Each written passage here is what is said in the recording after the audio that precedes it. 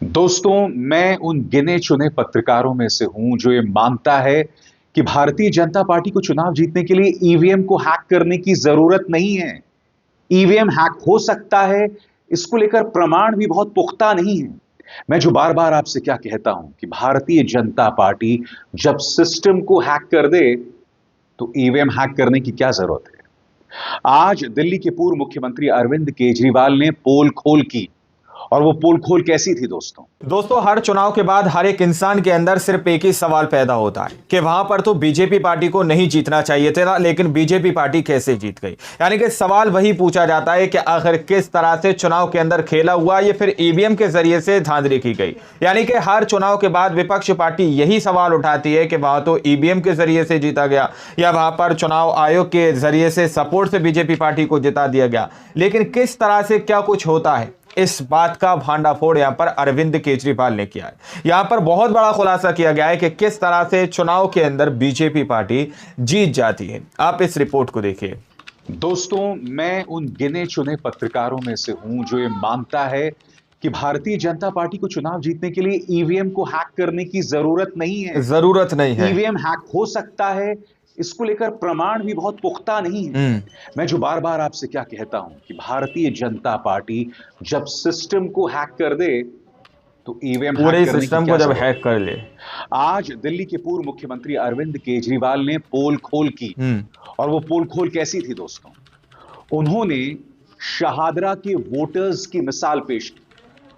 बकौल अरविंद केजरीवाल, भारतीय जनता पार्टी ने शहादरा के करीब 11,000 वोटर्स के नाम हटाने की साजिश रची, बताइए। यह कहते हुए कि या तो ये मर गए हैं या मौजूद नहीं है, जिंदा लोग अरविंद हैं। केजरीवाल ने अपने स्तर पर पड़ताल की और पता चला महज 500 के सैंपल में 372 लोग मौजूद थे। यानी जिंदा है, अपनी जगह अरविंद पर मौजूद केजरीवाल है। ने आज बहुत विस्तृत प्रेस कॉन्फ्रेंस की है दोस्तों, और आज मैं आपके सामने लेकर आ रहा हूं उसका एक एक पहलू। मगर आज जो काम अरविंद केजरीवाल ने किया है, मैं उम्मीद करता हूं कि राष्ट्रीय स्तर पर यही काम राहुल गांधी करेंगे। मैं उम्मीद करता हूं कि विपक्ष के तमाम नेता करेंगे। यानी पूरी विपक्ष करेगी। अखिलेश यादव, तेजस्वी यादव, महाराष्ट्र में उद्धव ठाकरे, इन सबको सामने आना पड़ेगा, क्योंकि वोटर्स लिस्ट से लोगों के नाम हटाए जाना, वोटिंग वाले दिन खास इलाकों में पुलिस का पहरा और पुलिस जिस तरह से बरगलाती है, ये तमाम चीजें साबित कर रही हैं कि जब आप 500, हजार, और यहां तो 11,000 वोटर्स की बात की जा रही है सिर्फ शहादरा में, शहादरा के अंदर खेल इस स्तर पर चल रहा हो तो जीत तो आसानी से मिल जाती है। ईवीएम को हैक करने की क्या जरूरत है? सबसे पहले देखिएगा ध्यान से अरविंद केजरीवाल किस तरह से पोल खोल रहे हैं। यह बहुत ही शॉकिंग है, और मैं उम्मीद करता हूं कि चुनाव आयोग सामने आएगा और इस पर जवाब देगा। सुनिए अरविंद केजरीवाल ने क्या कहा। आज हम आपके सामने कुछ ऐसे लोगों को पेश कर रहे हैं जिन लोगों के नाम कटे हुए हैं। नाम काटने की एप्लीकेशन दी गई, लेकिन वो लोग मौजूद हैं, वहीं रह रहे हैं।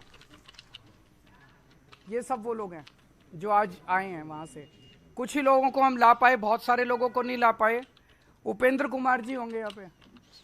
उपेंद्र जी, आप ए 334 में ही रहते हैं, तो आप शिफ्ट तो नहीं हुए वहां से? यानी जगह तो नहीं बदली आपने? आप अपना कोई वो कार्ड वार्ड लाए हैं साथ? खेला देखिए कितने चरम पर चल रहा है और किस तरह से वहीं चल रहते रहा है। हैं। बीजेपी ने इनका वोट काटने के लिए एप्लीकेशन डाली हुई है। उमा देवी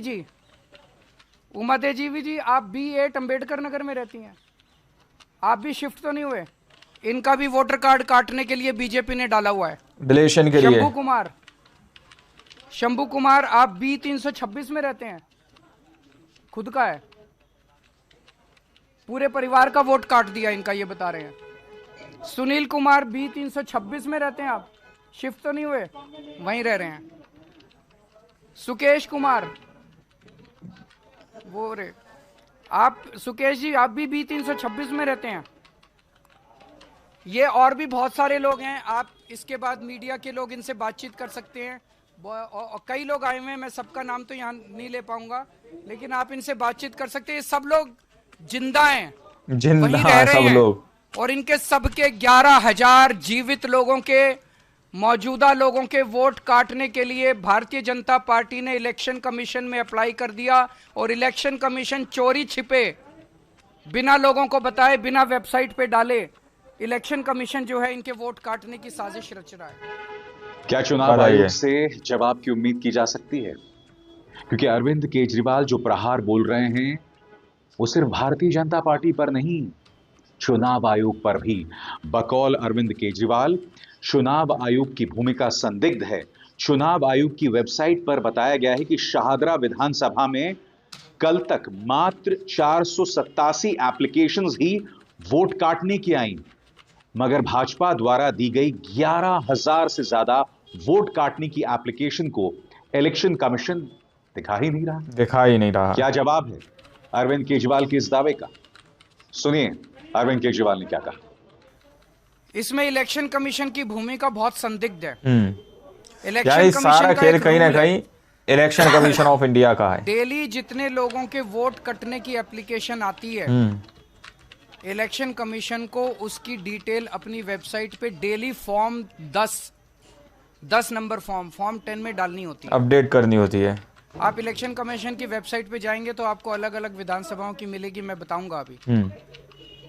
आपको जान के ताज्जुब होगा कि कल तक इलेक्शन कमीशन की वेबसाइट पे शाहदरा विधानसभा में मात्र 487 एप्लीकेशन दिखाई जा रही हैं कि डिलीशन के लिए आई हैं, यानी 487 दिखाई जा रही हैं। इसका मतलब जो 11,000 एप्लीकेशन बीजेपी ने दी हैं वो चोरी छुपे उसके ऊपर काम चल रहा है, इलेक्शन कमीशन ने अपनी वेबसाइट पे नहीं डाली हैं।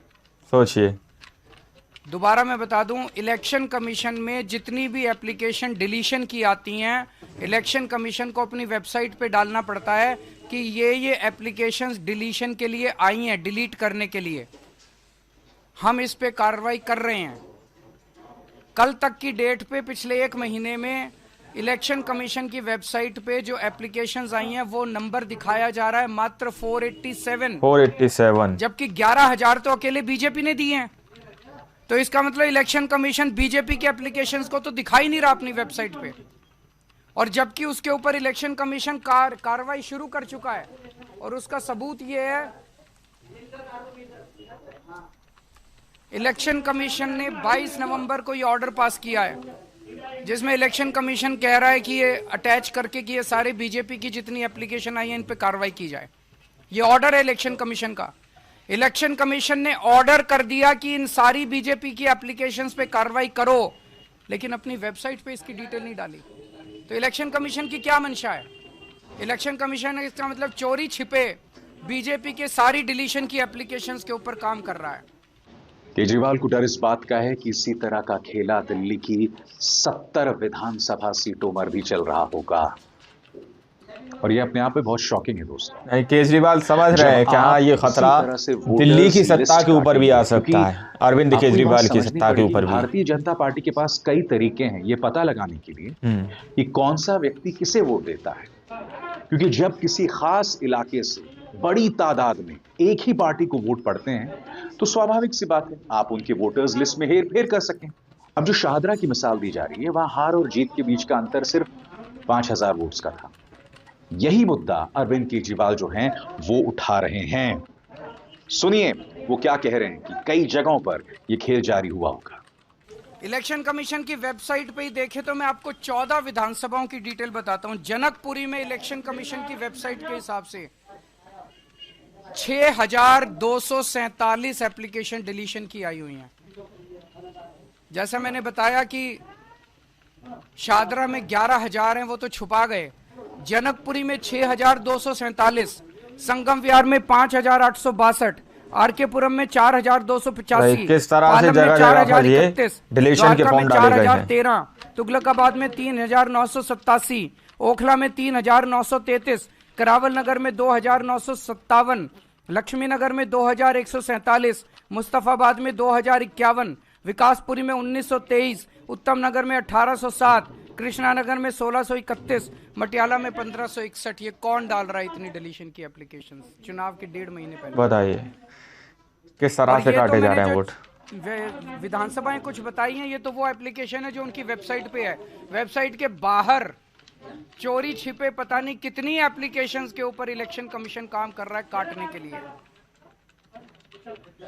ये जनतंत्र के लिए खतरा है। बिल्कुल। एक वोटर कार्ड, वोट डालने का अधिकार हमारे देश के नागरिक का बेसिक अधिकार है, जो उससे छीना जा रहा है। अगर उससे वो अधिकार ही छीन लिया जाएगा तो उस देश के नागरिक होने का कोई मतलब नहीं रह जाता।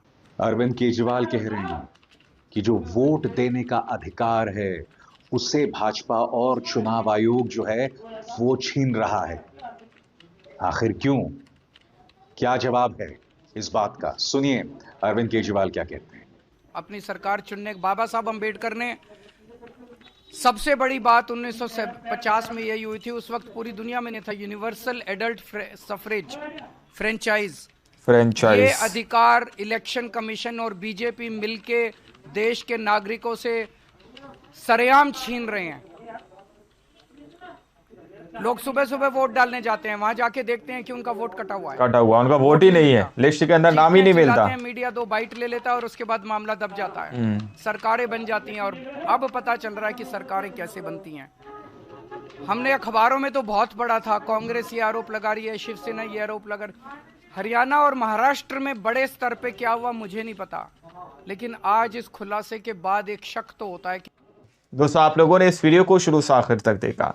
वीडियो के अंदर साफ तौर पर बताया गया कि किस तरह से जो लोग जीवित हैं, जो लोग जिंदा हैं, उनके वोटों को काटने का काम चुनाव से ठीक 1.5 महीने पहले शुरू किया गया। चुनाव से ठीक 1.5 महीने पहले शुरू कर दिया जाता है, या कर दिया गया या फिर किया जा रहा है दोस्तों। तो यहाँ पर जो लोग जिंदा हैं उनके वोटों को काटा जा रहा है। अब एक सवाल उसके बाद ये भी उठ सकता है कि आखिर वोट काटकर बीजेपी पार्टी कैसे जीत सकती है। दरअसल इससे पहले विपक्ष ने इस बात पर भी खुलासा किया था कि किस तरह से लोगों का वोट काटने के बाद उनके जगह पर फर्जी वोटर्स को खड़ा किया जाता है। यानी कि वहाँ उस राज्य की जनसंख्या तो पूरी करनी है ही है ना, तो वहाँ के लोगों को जो फर्जी वोटर्स है वो खड़े किए जाते हैं और उनका वोट एक विशेष पार्टी को दे दिया जाता है। इस तरह का दावा साफ तौर पर बीजेपी को दे दिया जाता है। इस तरह का दावा विपक्ष पार्टी कर रही है। तो यहाँ पर यह बड़ा खुलासा किया गया है। जो लोगों के मन में संदेह था, दिमाग में जो संदेह था कि भाई आखिर किस तरह से बीजेपी पार्टी चुनाव के अंदर जीत जाती है बावजूद इसके, जबकि वहां पर उसको किसी भी तरह से जो है जीत मिलती हुई नजर नहीं आती, लेकिन बावजूद इसके फिर भी जीत जाती है। तो यहाँ पर अरविंद केजरीवाल ने बड़ा खुलासा किया है। और इसके अलावा भी अरविंद केजरीवाल ने 2 दिन का टाइम मांगा कि 2 दिन बाद और भी बड़े वो खुलासे कर सकते हैं। लेकिन आज की रिपोर्ट में फिलहाल इतना ही। बाकी आप लोग क्या सोचते हैं अपनी राय को कमेंट सेक्शन में जरूर दीजिएगा। मिलता है अगली वीडियो में, जब तक के लिए जय हिंद जय भारत।